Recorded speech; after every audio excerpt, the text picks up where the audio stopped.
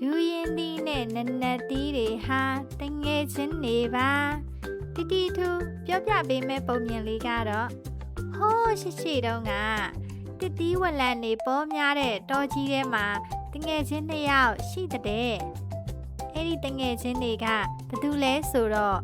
အနံ့မွမွေအရသာချွတ်ချိုလေးနဲ့အသီးတွေအားလုံးထဲမှာဘယင်းလို့နာမည်ကြီးနေတဲ့ဒူရင်သီးရဲ့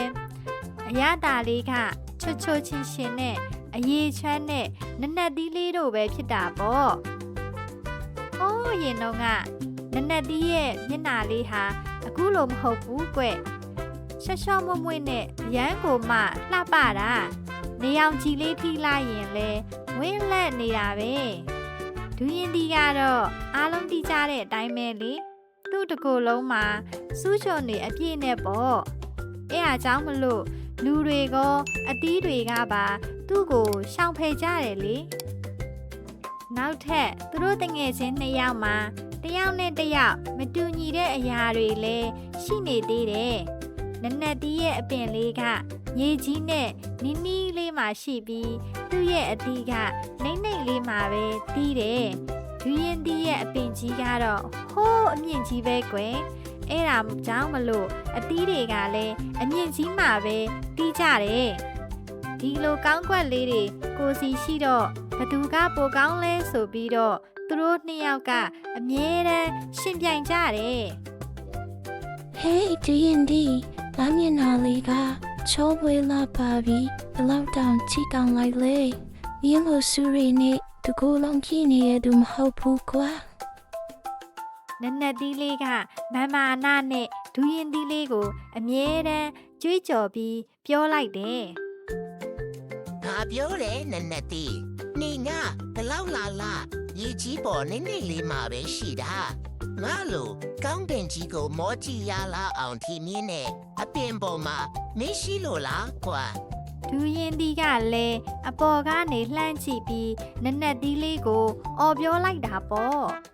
ဒီလိုနဲ့သူတို့2ယောက်ဟာမာနတွေတက်ပြီးစကနာထိုးလိုက်ရန်ဆလိုက်နဲ့နေ့တိုင်းလိုရန်ပွဲလေးတွေဖြစ်နေကြတာပေါ့ငါကပိုလှတယ်ငါကပိုမြင့်တယ်ဆိုပြီးတစ်တော်ကြီးတစ်ခုလုံးကိုစူညမ်းနေအောင်ပဲစကနာထိုးကြတယ်လေဒီနေ့ရောက်တော့သူတို့ရဲ့စကားရန်ပွဲဟာအမြင့်ဆုံးကိုရောက်သွားခဲ့တယ်နက်နက်သီးကဒူရင်သီးကိုအရင်ရန်ဆလိုက်တယ်နေငါရဲမာနာချီတာပဲနော်ဒူရင်သီးကလည်းမကြေမနက်အတန်နဲ့ပြန်អော်လိုက်တယ်နေငါလဲကိုအရင်ထင်ကြီးလို့နာပဲဒူရင်သီးကလည်းအရင်ကတည်းကစိတ်တိုးနေတာတွေစုထားတာများလာတော့တီးမခံနိုင်တော့ဘူးပေါ့ကွယ်ငါကိုမာနာကြီးတယ်ပြောရတဲ့နှင်းမျက်နာကိုဟောရီကငါရဲ့စူးတွေနဲ့တစ်ချက်လောက်ထိုးပြမှဖြစ်တော့မယ်ဒူရင်သီးကအဲ့ဒီလိုတွေးပြီးတော့စဉ်းစားလိုက်တယ်အဲ့ဒီလိုစဉ်းစားပြီးရဲ့နောက်မှာဒုံးဆိုတဲ့အတန်ကြီးနဲ့အတူဒူရင်သီးကသူ့အပင်ပေါ်ကနေမြေကြီးပေါ်ကိုပြုတ်ကျပြီးဆင်းသွားတော့တာပေါ့သူ့ရဲ့ခန္ဓာကိုယ်တစ်ခုလုံးကစူးချွန်ကြီးတွေဟာနက်နက်သီးရဲ့ချောမွတ်နေတဲ့မျက်နှာပြင်ပေါ်ကိုတက်တက်မက်မက်ကျရောက်သွားပြီးဟောက်ဆိုပြီးတော့ထိုးမိသွားတာပေါ့ကွယ်နက်နက်သီးလေးမှာတော့နာလို့အော်ဟစ်ရင်သူ့အရန်ချစ်တဲ့သူ့ရဲ့မျက်နှာပြင်လေးပေါ်မှာအဆက်အပြောက်တွေအဖုအထစ်တွေပေါ်လာတာကိုကြည့်ပြီးငိုကြွေးနေတော့တာပေါ့အဲဒီချိန်ကစပြီးနက်နက်သီးရဲ့မျက်နှာလေးဟာအရင်ကလိုရှောမွေးလှပခြင်းမရှိတော့ပဲ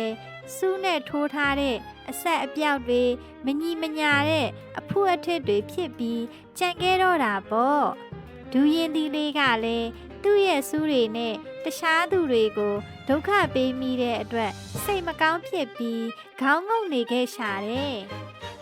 နက်နက်သီးလေးဟာသူမရဲ့လှပတဲ့အသွင်အပြင်နဲ့အယမ်းမာနကြီးခဲ့တယ်လေဒူရင်သီးလေးကလည်းသူ့ရဲ့မြင့်မားတဲ့နေရာကြီးကိုအကြောင်းပြုပြီးတော့အထင်ကြီးခဲ့တယ်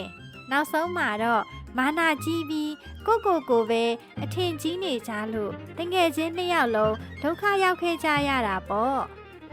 တကယ်တော့လေ ဒူးရင်သီးမှာလည်းစူးတွေရှိတယ်ဆိုပေမဲ့အတွင်းသားလေးကအယမ်းရှိုပြီးမွှေးချိုင်နေတာပဲနက်နက်သီးလေးကလည်းအဖူအထက်တွေရှိတယ်ဆိုပေမဲ့သူ့ရဲ့အသားလေးက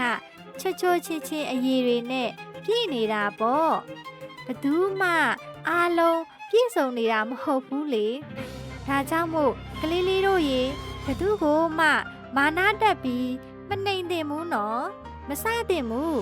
ကို့မှာရှိတဲ့ကောင်းကွက်လေးတွေကိုလည်းမောက်မာထောင်လွှားဖို့အတွက်အသုံးမပြုသင့်ဘူးနော်တငယ်ချင်းတွေအချင်းချင်းချစ်ချစ်ခင်ခင်နဲ့တယောက်ရဲ့အားသာချက်ကိုတယောက်ကလေးစားတန်ဖိုးထားပြီးနေထိုင်ကြရမယ်နော်ကဲတီတီထူးပြောပြပေးတဲ့ပုံမြင်လေးကတော့ဒါပါပဲကွယ်တီတီထူးပြောပြပေးတဲ့တငယ်ချင်းဒူးရင်သီးနဲ့တငယ်ချင်းနက်နက်သီးလေးတဲ့အကြောင်းတွေကိုသဘောကျတယ်ဆိုရင်တီတီထူးရဲ့ Storyland Channel လေးကို Like and Subscribe လေးပေးခဲ့ပေးပါဦးနော်နောက်ထပ်ဘလို့ပုံမြင်လေးတွေနားထောင်ခြင်းလဲဆိုတာကိုcommentမှာရေးခဲ့ပေးပါဦးနော်ကလေးလေးတို့နားထောင်ခြင်းတဲ့ပုံမြင်လေးတွေကိုတီတီထူးပြောပြပြီးကာတွန်းလေးတွေဖန်တီးပေးမယ်နော်ကဲကလေးလေးတို့ရေအားလုံးပဲပျော်ရွှင်စရာနေ့လေးတစ်နေ့ဖြစ်ပါစေနော်အားလုံးပဲတတ်တာပါ